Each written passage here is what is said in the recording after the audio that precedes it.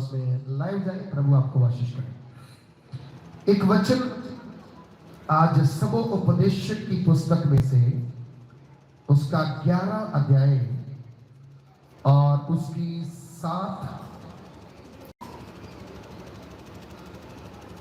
9 और 10 आयत को पढ़ेंगे हम लोग।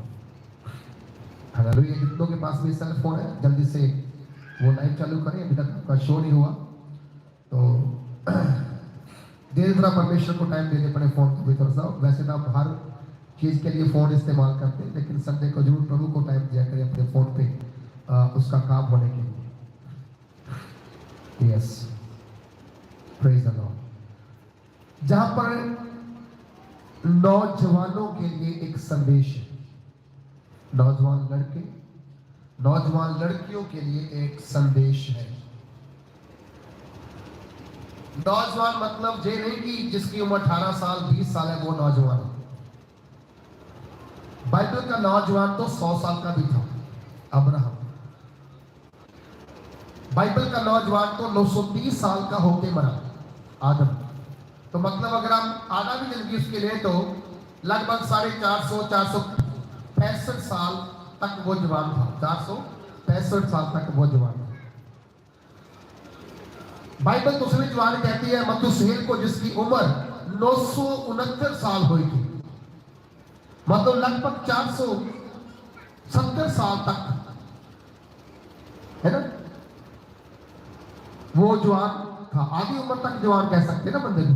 तो लेकिन अब आज के जमाने में नौजवान किसे कहते हैं? नौजवान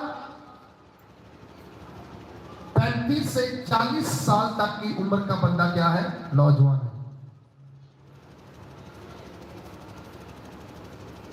बाइबल कहती है कि 100 साल का बंदा भी जवान है, 465 साल का बंदा भी जवान है, 470 साल का बंदा भी जवान है। परंतु हम कहते हैं थोड़ा सा पीछे आ जाते हैं हम लोग। जो हमारी साइंस कहती है, जो हमारा विज्ञान कहता है कि वो 40 साल तक बंदे को नौजवान समझते हैं।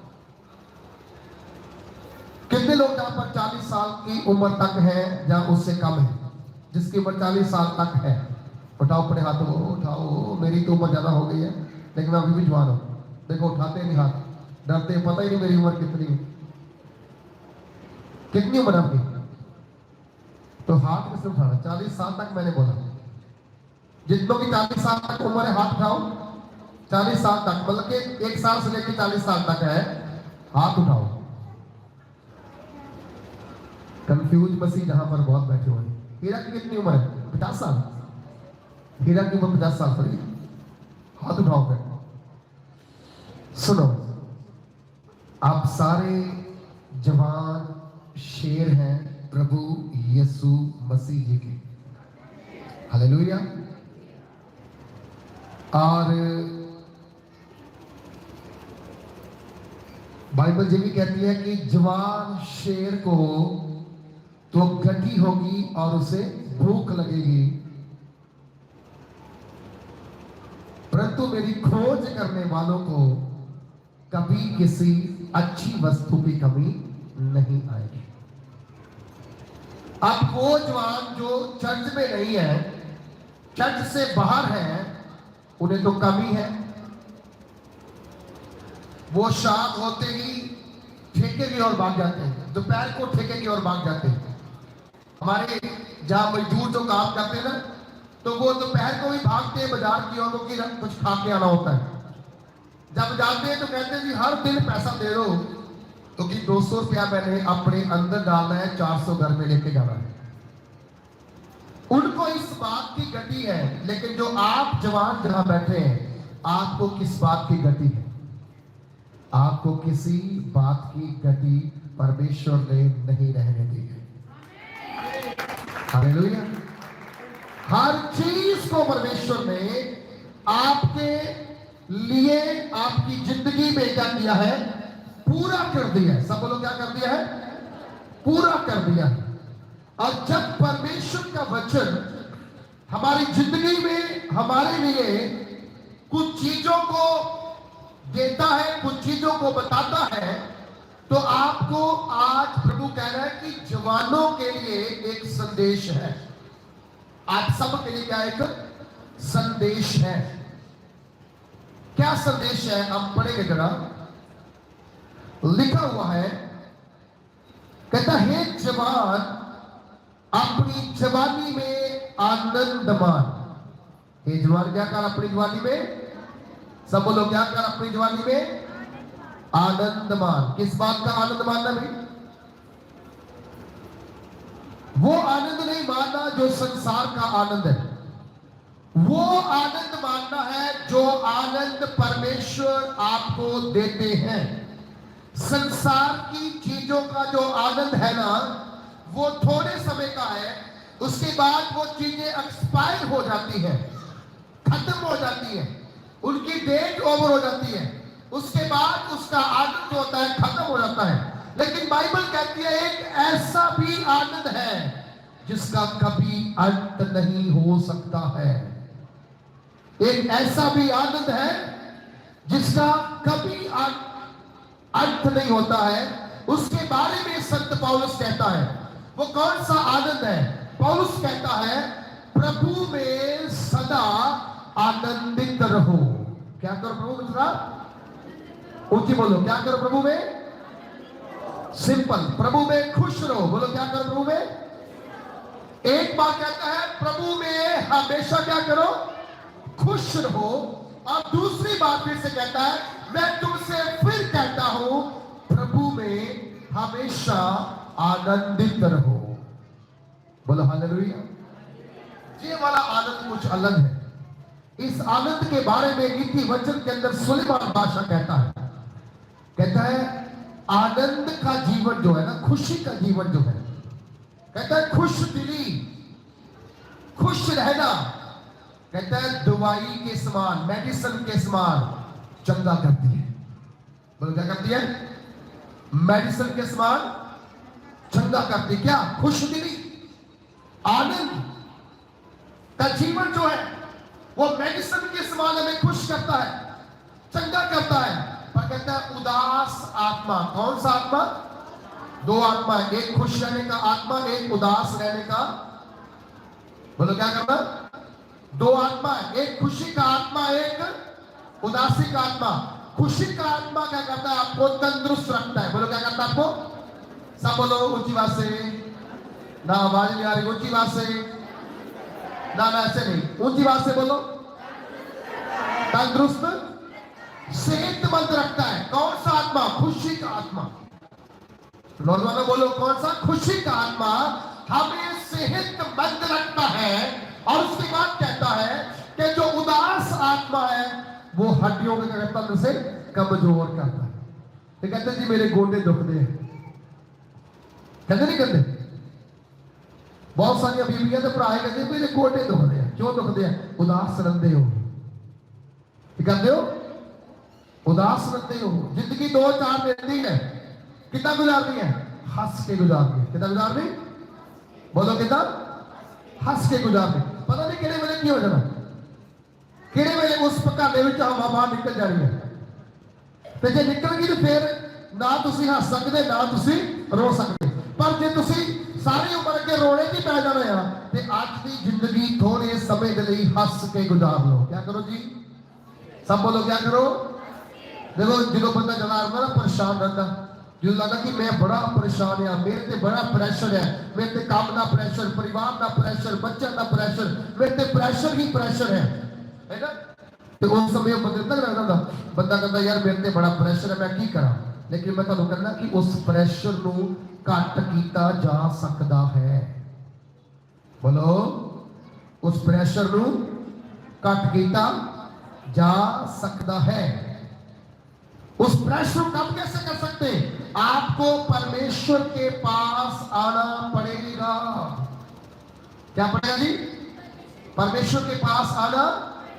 बड़े लोग पता क्या करते? प्रभु भोज के ऊपर सारे परिवार के लोग आएंगे, क्या करने के लिए? आराधना करने के लिए, क्योंकि प्रभु भोज बहुत जरूरी है। उसके बाद कुछ भी जरूरी नहीं है। सुनो, क्या प्रभु भोज आप महीने में एक बार लेकर सच्चे भक्त बन सकते, सच्चे आराधक बन सकते? कभी नहीं बन सकते, कभी नहीं बन सकते। सच्चे आराधक का मतलब है आत्मा की अगुवाई में चलना। क्या करना जी? सब बोलो क्या करना? आत्मा की, बोलो आत्मा की। क्यों बोला आत्मा की अगुवाई? क्यों? आत्मा कभी आपको ये नहीं कहता कि प्रार्थना मत करो। आत्मा कभी आपको ये नहीं कहेगा कि तुम आराधना मत करो। आत्मा कभी तुम्हें ये नहीं कहेगा बाइबल मत पढ़ो। आत्मा तुम्हें कभी नहीं कहेगा कि तुम परमेश्वर की संगति छोड़कर किसी फंक्शन में जाओ, किसी रिश्तेदार को मनाने के लिए जाओ। पवित्र आत्मा कहेगा अगर तूने मुझे मना लिया, सारा संसार तेरे पीछे अपने आप आ लेगा। हालेलुया। जोर से बोले, जोर से बोले, जोर से बोले। आप जीवन के अंदर लोग आपसे नाता तोड़ सकते, लोग आपको छोड़ के जा सकते, लेकिन एक बात को आप याद रखना, अगर सारे आपको छोड़ भी देंगे, त्याग भी देंगे, तो भी एक व्यक्ति का बड़ा वायदा आपके साथ है।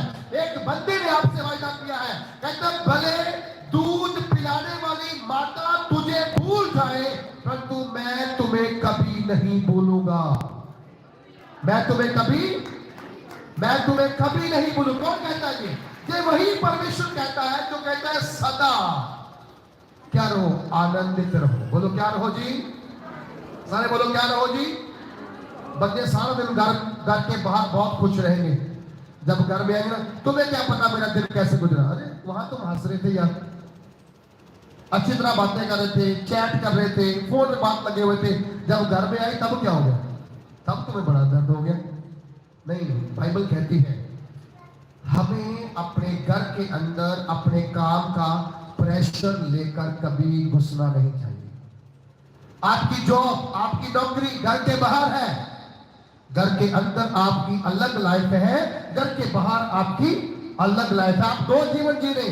घर के बाहर का जीवन वो डिफरेंट है, जो घर के अंदर का जीवन है वो डिफरेंट है। आप कैसे उसकी तुलना कर सकते हैं?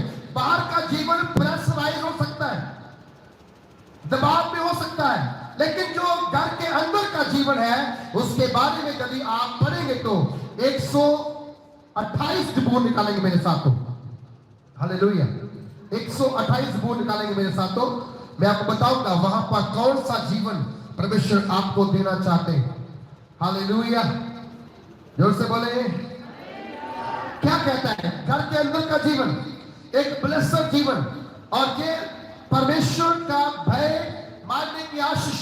आप बाहर जाके अपने बॉस का भय मानते, अपने मालिक का डर मानते, इसलिए सारा काम पूरे तरीके से, पूरे सही ढंग से करते, और ये कहते कि यार मैं पूरा काम खत्म कर लूं, ऐसा ना हो कि मेरा मालिक शाम को मुझे बुला के बोले तूने काम पूरा नहीं किया, तूने काम पूरा नहीं किया, तुम्हें तनख्वाह नहीं मिलेगी। वो आप उसका डर मानते, पूरा काम करते हैं। लेकिन बाइबल कहती है मालिक का बाहर जो मालिक है, हम उसका काम वफादारी से, ईमानदारी से करते हैं, डर के करते, क्योंकि उससे हमें शाम को पैसे मिलने। लेकिन एक बाइबल के लिखा गया है, एक परमेश्वर भी कुछ कह रहा है, कहते हैं परमेश्वर का भय मानने की आशीष भी है। बाहर तो केवल पैसा है, घर के अंदर आशीष है। बोलो घर के क्या है? बाहर क्या है? पैसा। घर के अंदर क्या है? अच्छा, मैंने ऐसे लोगों को देखा जिनके पास पैसा बिल्कुल नहीं है लेकिन खुश रहते हैं। क्या रहते हैं? एक बंदे को मैंने अपने ऑफिस बुलाया, चर्च में आना था। उन दिनों में अपोस्टल जी ने बोला कि मैं सबको घर बना के दूंगा। उसका घर बहुत मतलब आप सोच नहीं सकते कैसी कंडीशन में उनका घर है, और कैसा बंदा होगा। उसने अपने लिए शन डाली हुई है बाहर, शन इधर भी बलिया डाल के इधर शन के अंदर एक बेड लगाया है, उसी में चूल्हा है। वो, उसकी पत्नी, उसका बेटा वहां रहते, और अच्छा सा ईंटों वाला घर बना के उसने अंदर पशु बांधे हुए। मैं जितनी बार भी गया मुझे देख के बड़ा दर्द हुआ। मैंने बोला तुम यह कि वीडियो बना के भेज दो, कि मैं तो इतना नहीं कर सकता, लेकिन उन्होंने बोला तो वो बना के दे देंगे। वो मेरे ऑफिस में बोलता जी मुझे घर तो नहीं चाहिए, मैं किसी को वीडियो बना के नहीं भेजूंगा, मैं किसी को नहीं बोलूंगा मेरा घर बन जाए। बोला प्रभु बना के देगा तो भी धन्यवाद, नहीं देगा तो भी धन्यवाद, मैं खुश हूं। मैं क्या हूं? लेकिन आज हमारे पास अच्छा घर है, अच्छी कोठी है, हम खुश नहीं है। हम खुश नहीं है, हमें शांति नहीं है, हमें आनंद नहीं है, हमें भरोसा ही नहीं मनुष्य में रहा। सब कुछ लेने के बाद तो हम लोग अंदर बैठे, वो बाहर चला गया। हमने सोचा कि यार प्रभु कुछ हल इनके लिए निकाला जाए तो अच्छी बात है। लास्ट मंथ ये जो अक्टूबर गया, मैं प्रार्थना में था, एक भाई का अमेरिका से फोन आया, बोलते पास्टर जी मुझे ऐसा एक दर्शन आया कि मेरे पास एक छोटा सा बच्चा आया और उसने मुझे आके बोला भैया मुझे ना $50 दे दो। कितने? $50 दे दो। तो मैंने उसको बोला क्या करें तुम्हें? उसने बोला मैंने ना क्रिसमस का गिफ्ट लेना है। और बोला मैंने इसको निकाल के $50 दे दिए।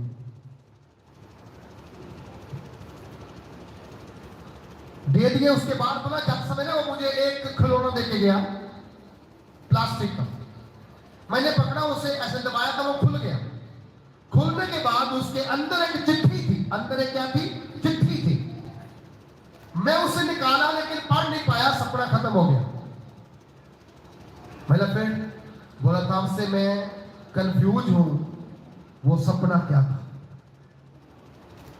उसका अर्थ क्या था। मैंने बोला थोड़ा वेट कीजिए, प्रार्थना में जाएंगे, पवित्र आत्मा अगर इसको कुछ इंटीमेट करेगा तो हम लोग डिस्कस करेंगे। हम प्रार्थना में गए, आराधना में गए और 15 मिनट के बाद पवित्र आत्मा से मैंने पूछा प्रभु ये क्या है? प्रभु ने बोला इसको बोल इस क्रिसमस के ऊपर चैरिटी करें। क्या करें? चैरिटी करें, गिफ्ट के रूप में कुछ चीजों को बांटे।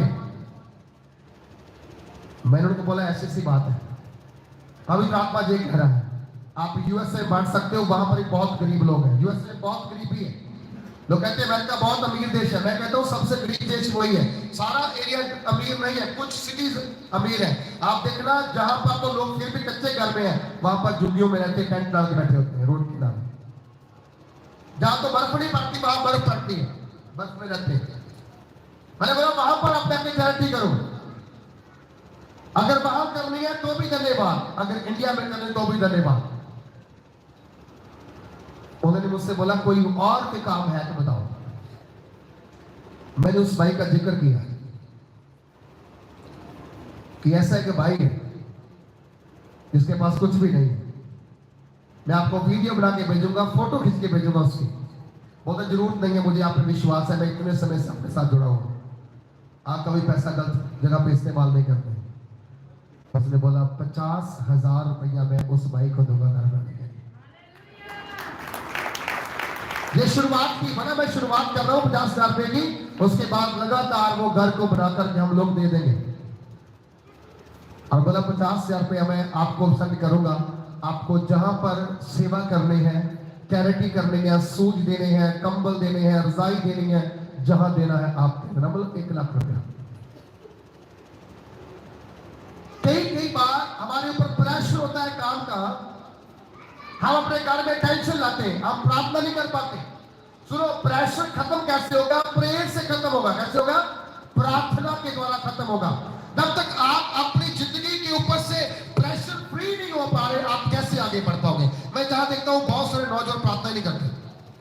हाँ ना, सच बोल रहा हूं ना, बहुत सारे बच्चे प्रार्थना करते, बहुत सारी बहन नहीं प्रार्थना करते, टाइम ही नहीं उनके पास, टाइम ही नहीं उनके पास। बाइबल कहती है जवान, ये जवान बाहर है तो प्रेशर में है, घर में उसका कोई प्रेशर नहीं है। घर में वो आएगा तो वचन कहता है, आप तब 128 की 3 पढ़ते, कहता तेरे घर के भीतर तेरी स्त्री फलवंत दाखलता सी होगी। मतलब कोई बंदा तेरे घर में फल लेके खड़ा है, तेरे आने का इंतजार कर रहा है, और तू आए उसके ऊपर आके 2 थप्पड़ मारे, गुस्सा करे, ये क्या हो गया, ये नहीं किया, ये नहीं किया। अरे भैया तूने जो बाहर किया उसका प्रेशर तेरे ऊपर था, लेकिन तेरे घर में जो है उसके ऊपर भी काम की जिम्मेदारी थी, उसने भी बहुत सारा काम किया होगा। आते ही उसको डांटना शुरू मत करो, पहले बैठो, पानी पियो, चाय पियो, प्रार्थना में जाओ, अपने आप तेरा प्रेशर खत्म हो जाएगा, अपने घर में आप खुशी की लाइफ जी सकते हैं। बोलो क्या कर सकते हैं? खुशी की लाइफ जी सकते हैं।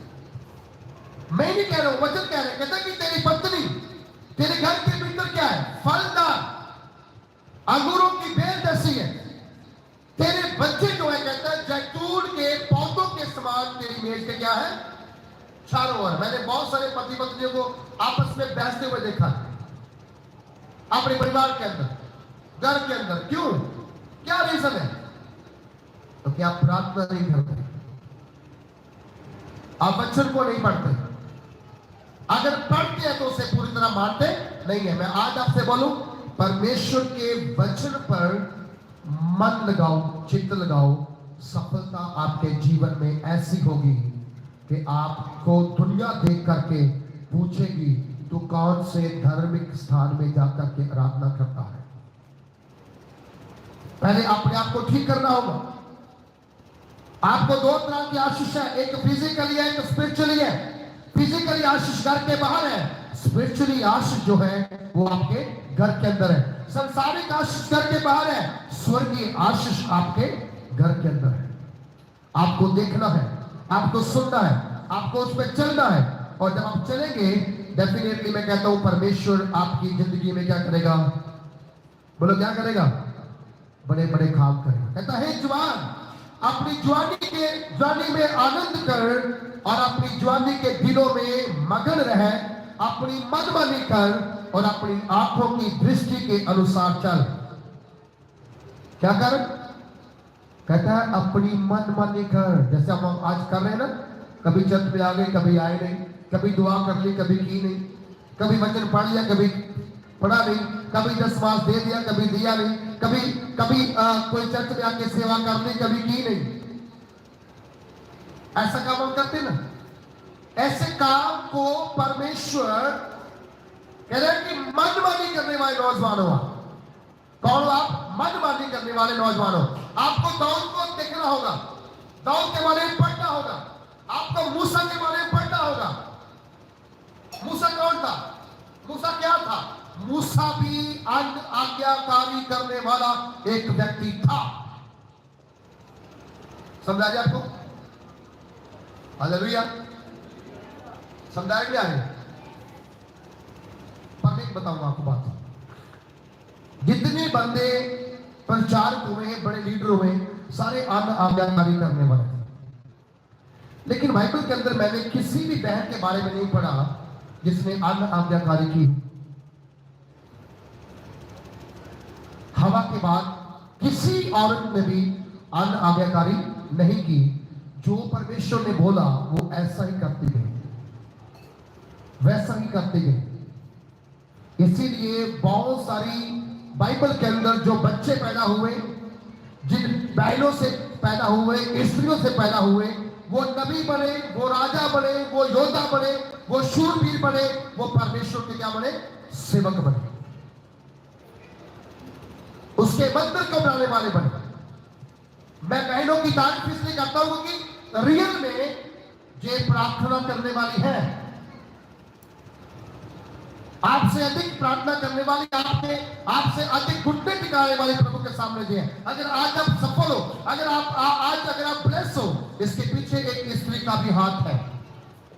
सबका नहीं हो सकता, कुछ का है। बाइबल के अंदर बहुत सारी स्त्रियां थी जिन्होंने अच्छे बड़े भक्तों को परमेश्वर के मार्ग से भटका करके एक दूसरा मार्ग दे दिया, वो दूसरे रास्ते पे ले गई। लेकिन अगर आपको परमेश्वर ने चुना और ठहराया और बनाया और उसने कहा कि मैं तुमसे एक जाति को उत्पन्न करूंगा, इसका मतलब परमेश्वर कुछ आपसे चाहते हैं। कहता है जवान अपनी जवानी में क्या कर?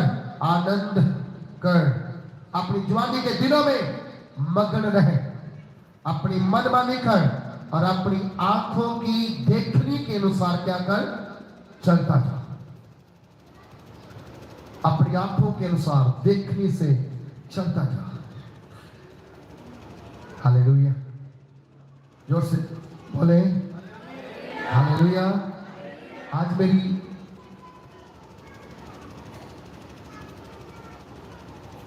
ऐसे कहती है, नौजवानों का प्रेम प्रभु से ठंडा पड़ा।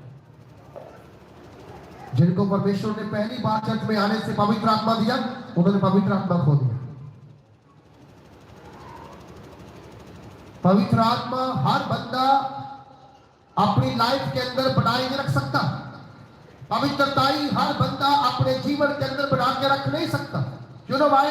क्योंकि वचन कहता है कि वो बंदा जो संसारिक चीजों को देखता है, जब वो बंदा जिसकी आंखें जो देखती है वैसा करना चाहता है, जब अपने मन की सुनकर के मन के अनुसार चलता है, उसके प्रति बाइबल कहती है वो बंदा ज्यादा देर परमेश्वर के साथ बना नहीं रहता है। मूसा को परमेश्वर ने चुना, उसे पानी में बहाया, वो रानी के हाथों में गया, राजकुमारी के हाथों में गया। वो राजकुमारी ने उसका नाम मूसा रखा। मूसा को लेकर राजमहल में गई, राजमहल में पड़ा, वो बड़ा हुआ, खाना खाया, कपड़ा पहना, शस्त्र वस्त्र सहने, और बोला आप जहां से निकल जाके मेरी कौम की क्या कर, सामने मेरी कौम के पास जा उसके पास। इस्राएल वहां दुखी है, वहां परेशान है, तू वहां जहां बैठ करके मीट खा रहा है, मटन खा रहा है, सेब खा रहा है, एप्पल खा रहा है, वहां जा जहां दुख है। वो वहां पर गया, जाके देखा, उन्होंने दुख सुना, तकलीफें सुनी। मालूम क्या हुआ? थोड़े दिनों के बाद क्या हुआ? लोगों ने उसका तिरस्कार कर दिया, लोगों ने उसको भूल गए, तुष जाना, निकाल दिया। मूसा वहां से भाग गया। फिर जब भागा तो वो जाकर के अपने ससुर, अपने सौरे दिया पेटा चार लग गया। एक दिन वो जंगल में था, भेड़ों को चला रहा था। उसी जंगल के बीच एक झाड़ी दिखी जिसके अंदर ऑटोमेटिकली आग लग गई। वो आग को देख रहा है, आग तो निकल रही है, लपटें बाहर निकल रही है, लेकिन झाड़ी की डालियां और पत्ते निकल रहे, झुलस नहीं रहे। तो वो चल के ऐसे गया और देखने लगा, और जब देखने लगा तो कुछ नहीं दिखा। फिर वो पीछे से डोंगर के पास आने लगा, परमेश्वर से बोला, मूसा मूसा अपनी चप्पल उतार। क्या कर? अपनी बोलो, अपनी चप्पल, अपनी चप्पल उतार, फिर आगे आ। ओके, जिस स्थान पे तू खड़ा है ना, वो पवित्र धरती है। बोलो, वो क्या है? इसका मतलब परमेश्वर अपने भवन के अंदर, अपने पवित्र स्थान के अंदर किसी तरह की गंदगी को बर्दाश्त नहीं करता है। इसका मतलब परमेश्वर कभी भी आपके जीवन के अंदर अपवित्रताई को चाहता नहीं है, मनमानी को चाहता नहीं है, अपने मन की करो वैसा चाहता नहीं है, अपनी आंखों के अनुसार जो देखते वैसा करो चाहता नहीं है। वो ये चाहता है जैसा मैं तुम्हें चलाऊंगा तुम वैसे ही चलना स्टार्ट करो। आमीन? समझ आ रही है?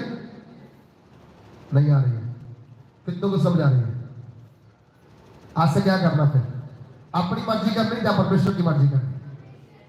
फिर आप आनंद मानिए, कोई प्रॉब्लम नहीं है ना। फिर आप क्या करिए? आनंद मानिए, कोई प्रॉब्लम नहीं। क्योंकि जब आप प्रभु को अपने साथ लेके चलेंगे, वो आपको नशे में नहीं धकेलेगा, बल्कि वहां से बाहर निकालेगा। वो आपको जुए में नहीं निकालेगा, वहां से बाहर निकालेगा। वो आपको लड़कियों के पीछे, लड़कों के पीछे डालेगा, वो आपको वहां से निकालेगा। हमारे शहर के अंदर कुछ औरतें जो दारू पीती हैं, सिगरेट पीती हैं, तंबाकू खाती हैं, क्या पता कोई जहां बैठी हो इन चीजों का सेवन करने वाले, किसी के दिल में थोड़ा कुछ उसके दिखता है। लेकिन याद करना, ये चीजें आपके लिए नुकसान का कारण है, ये आपके लिए आशीष का कारण नहीं है कि आप नशा करो और अपना आप को बर्बाद करो। मैं आज आपसे कहता हूं, परमेश्वर का आत्मा अपने वचन में कहता है कि तुम अपनी मनमानी कर सकते हो, अपने मन के कहने के अनुसार चल सकते हो, लेकिन याद रखना उसकी 10 आयत में कहता है, न परंतु वह जान रख, कहता है कि ये भी बात जान ले, आज तू मन की कर रहा है, मन मर्जी कर रहा है, जो तेरे मन में सब कर रहा है, लेकिन इस बात को याद रख, परमेश्वर तेरे सारे कामों को देख रहा है। हालेलुया।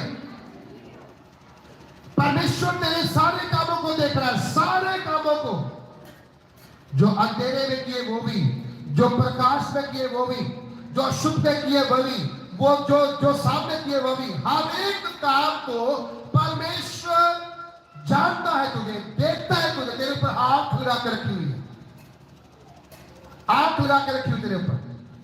क्यों ना भाई? क्योंकि वो आपको कभी भी पाप में डालना नहीं चाहता। वो उजाला है, वो चानन है, वो रोशनी है। अगर वो रोशनी है तो वो आपको रोशनी में देखना चाहता है। अगर वो पवित्र है तो वो आपको पवित्रताई में देखना चाहता है। अगर वो वफादार है तो वो आपको वफादारी में देखना चाहता है। अगर वो आनंदित है तो वो आपको भी आपके जीवन में आनंद मानते हुए देखना चाहता है। अगर वो सबसे प्रेम करता है तो वो आपको भी सबके साथ प्रेम करता हुआ देखना चाहता है। अगर वो भला करता है तो वो आपको भी सबके साथ भला काम करते हुए देखना चाहता है। पर क्यों नहीं हो रहा है? बोलो क्यों नहीं हो रहा है? क्योंकि हमारा मन दो है। बाइबल कहती दो चित्ते, दो मन वाले। एक सांप होता है जिसके एक ही मुंह होता है, एक सांप होता है जिसे दो मुंह होते हैं ना? हेलो, होते हैं? एक सांप का एक मुंह और एक सांप के दो मुंह, दो सिर। एक सिर उसका आगे और एक सिर उसका पीछे। हालेलुया। अब जब उसका मन करता है इस साइड जाने के लिए तो वो दोनों मन सहमत होते हैं, आज इसमें इधर जाना है तो आज इधर जाएंगे। अगर उसने रास्ते बोल दिया ये तो बहुत दूर पड़ता है, क्यों ना हम इधर से घूम के चल जाए, तो वो दूसरे की बात मान के, तो साथ में बड़ी समझदारी है ना? जो स्नेक है उसमें क्या बड़ी समझदारी है। वो दोनों है तो दोनों एक मन के, मन दो है, चेहरे दो है, मुंह दो है, दांत भी उनके डबल है, जीभ भी डबल है, लेकिन उनकी समझ एक है। अगर इधर वाले ने बोल दिया कि आज इधर को जाना है, दूसरा इनकार नहीं करता। हमारे वाले मन भी एक है, दिल भी एक है, सिर भी एक है। पति ने कह दिया आज जाना है घूमने के लिए, तो पत्नी पहले कहती हाँ जाएंगे, जरूर जाएंगे। आज एतवार भी है ना, चलो कोई बात नहीं, अगले संडे से। हमारे फंक्शनों के ऊपर जाने के लिए हम एक मन होते हैं, चर्च में आने के लिए एक मन। ना हम होते ना हमारे बच्चे होते। जब बहुत सारी बहनें बैठी जिनकी बहुएं हैं, जिनकी बेटियां हैं, वो चर्च में नहीं आती, लेकिन आती क्योंकि उनको एतवार को एक 100 रुपया किराया खर्च के बच्चों को साथ में लाना बहुत कठिन काम लगता है। क्या लगता है सर? बोलो क्या लगता है?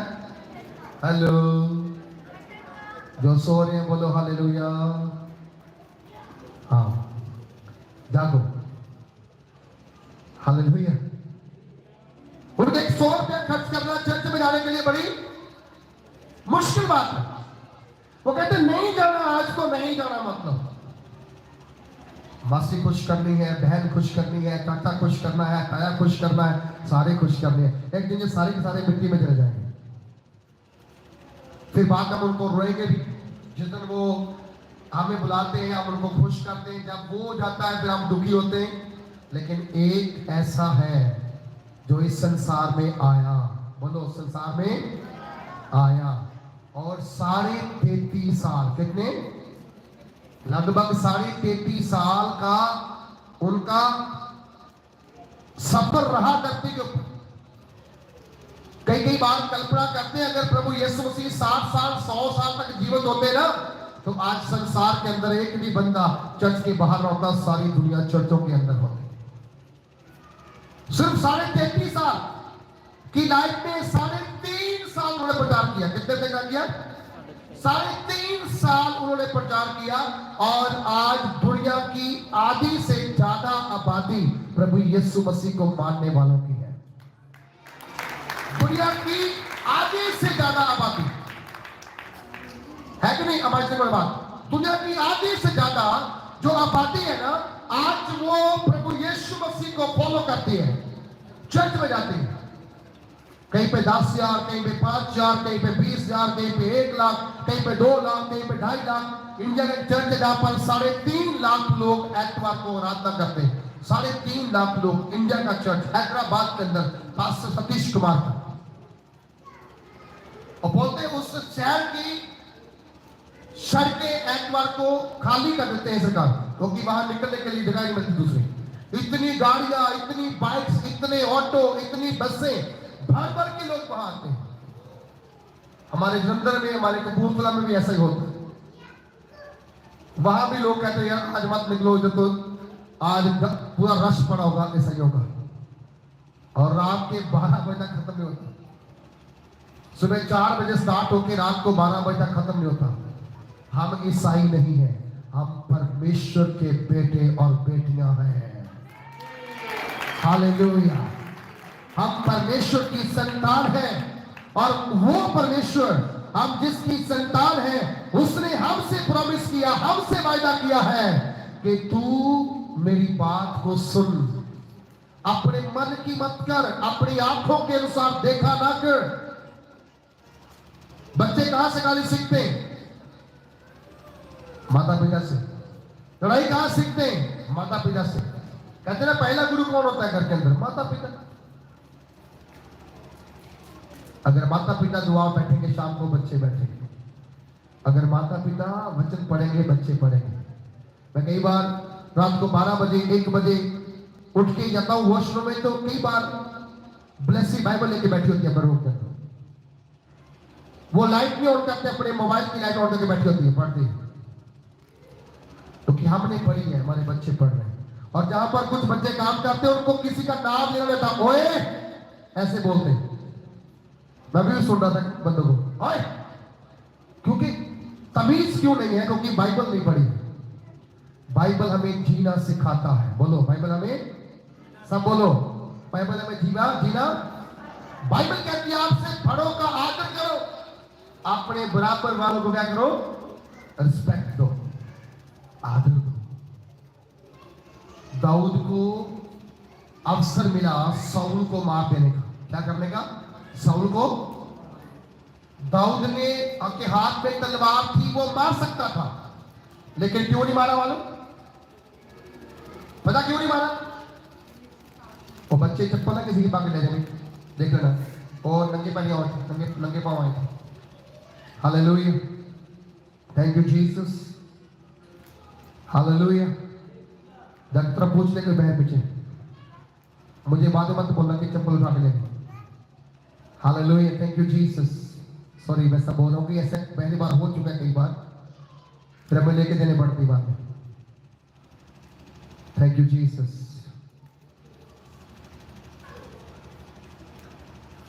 मैं कहां पे था? दाऊद के पास अवसर था साउल को मारने के लिए, और साउल को परमेश्वर ने उसके हाथों में कर भी दिया था।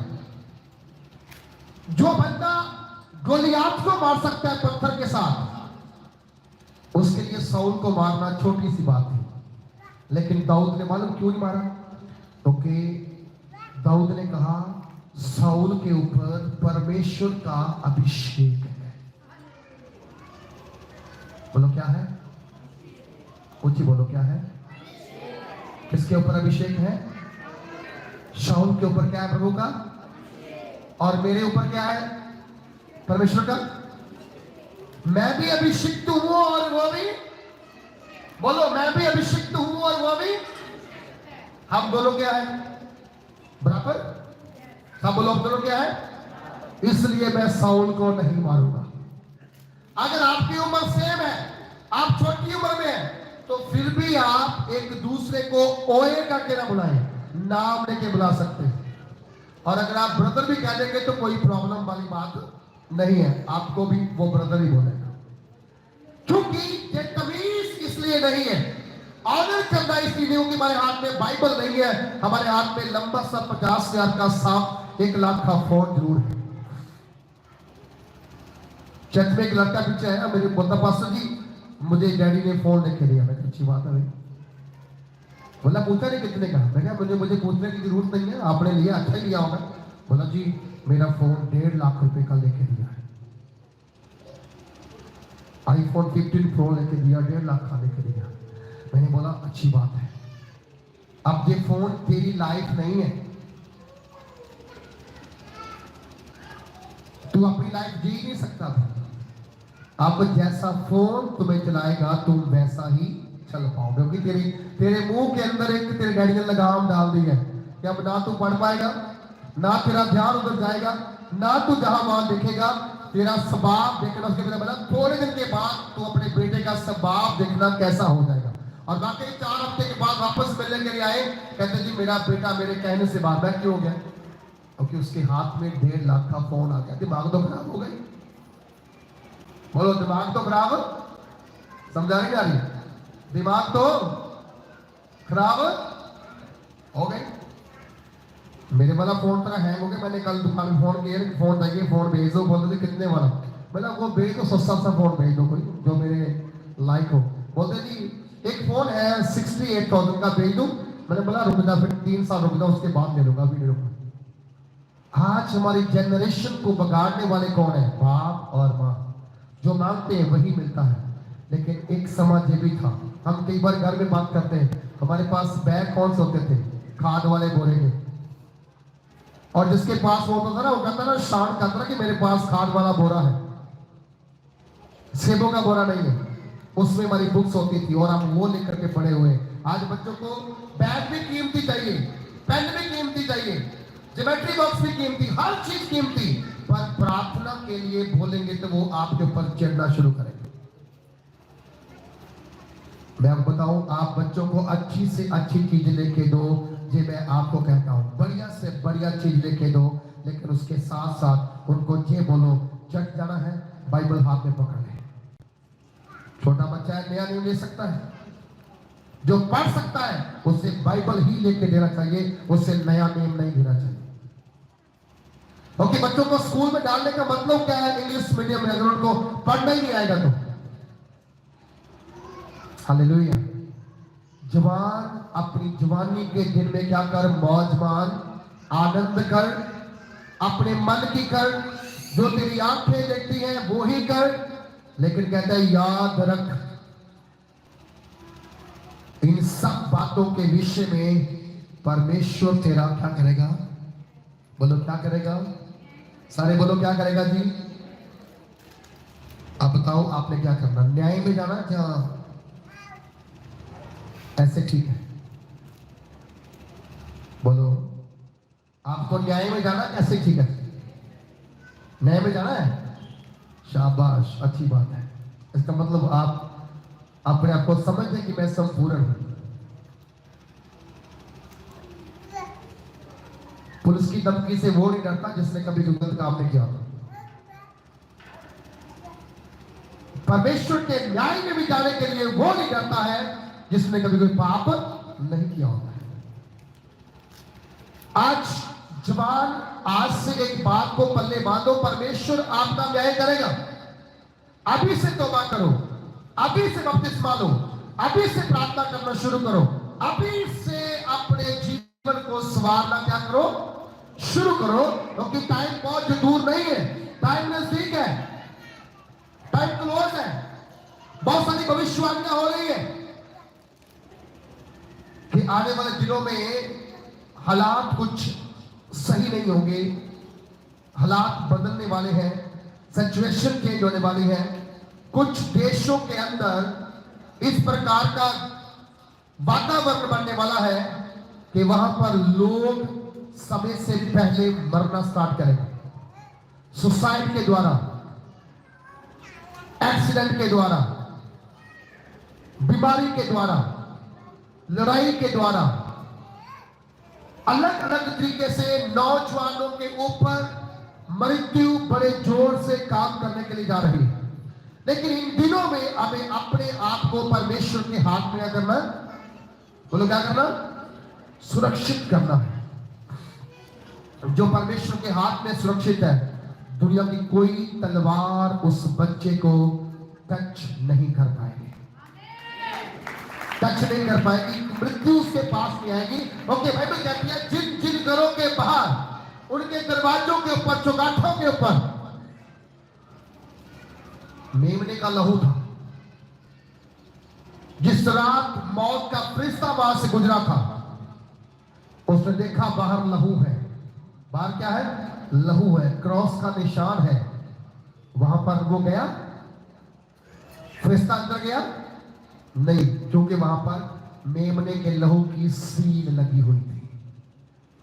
जब रात को आप प्रार्थना करो, अपने घर के चारों कोनों को प्रभु के लहू की सील में बांधो। उसने कहा देखो, मैंने तुम्हारे सामने एक द्वार खोल के रखा है जिसे कोई बंद नहीं कर सकता। बोलो, जिसे कोई बंद, एक द्वार खोल दिया मैंने जिसे कोई बंद नहीं कर सकता। तो जिसको उसने बंद कर दिया, फिर उसे कोई खोल, अगर सील लगा के आप रखेंगे अपने घर को, उस सील को शैतान नहीं तोड़ पाएगा, नहीं तोड़ पाएगा। हालेलुया। एक दुष्ट आत्मा के ग्रस्त फैमिली हमारे पास आई, निक्की वैली से। वो लबाना फैमिली से थे, आए और उन्होंने हमसे संपर्क किया। जिस दिन फर्स्ट टाइम वो चर्च के अंदर लेडी आई, उसने अपना जो भी होता है उनका वो पहना हुआ था। अभी मुझसे बात ही कर रहे थे और एकदम से ऐसा झटका उसे लगा, वो कुर्सी से नीचे गिरी और ऐसे पलटियां मारने लगी, ऐसे पलटियां मारने लगी। और मैंने बोला तू कौन है? बोलता जी मैं तो बड़े पुराने समय से इसके पीछे लगा हुआ और मैं इसे छोड़ नहीं सकता हूं। बोला क्यों? क्योंकि मुझे बोला इस जगह से बाहर जाने के लिए कोई रास्ता नहीं दिख पा रहा है, क्योंकि मैं देख रहा हूं इस बाउंड्री के चारों ओर स्वर्गदूत खड़े हैं और वो तलवार लेके खड़े हैं और वो मुझे बाहर जाने नहीं दे रहे हैं। मतलब परमेश्वर शायद आपको दिखे ना दिखे, लेकिन शैतान को दिख जाता है कि आपके घर के बाहर कौन खड़ा है, आपके घर के अंदर कौन खड़ा है। वो आपको दिखे जाएगा, दिखे, लेकिन उसको दिखता है, क्योंकि आपकी आंखें संसारिक है, उसकी आंखें थोड़ी सी पावर वाली है हमसे ज्यादा, क्योंकि वो ऊपर स्वर्ग से गिराया गया, तो वो वहां की नॉलेज तो रखता ही है ना। इस कारण से मैं आज आपको बताऊं, परमेश्वर का वचन कह रहा है परमेश्वर तुम्हारा न्याय करेगा। क्या करेगा? सब बोलो क्या करेगा जी। इसलिए कोई भी काम करने से पहले डरिए। बोलो क्या करिए? किस बात से डरना है?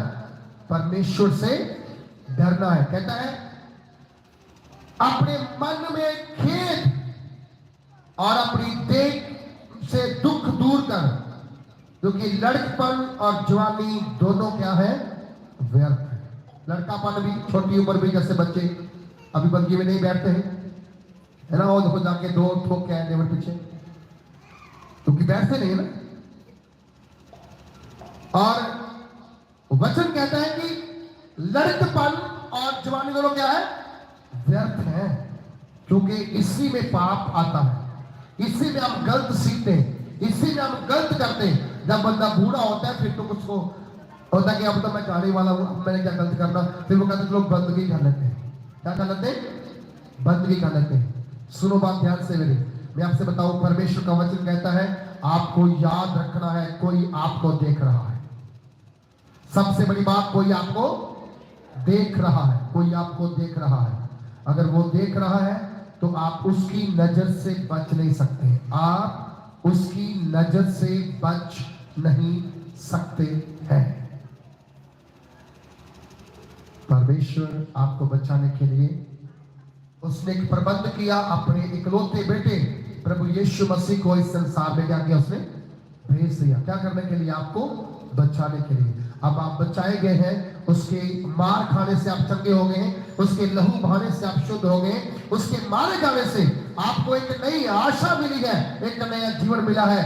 जो पर्दा हमारे मध्य में था, हमारे बीच में था, क्या हम परमेश्वर को नहीं देख सकते थे? परमेश्वर हमें देख के गुस्सा करता था।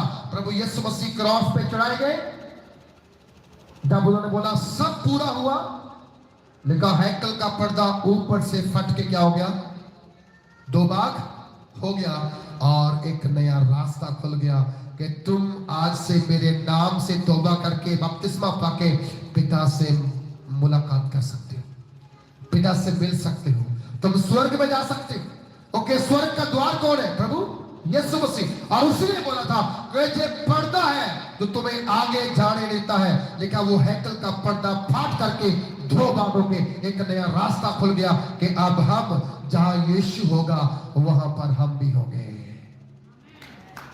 हालेलुया। जहां प्रभु यीशु होगा वहां पर हम भी होंगे।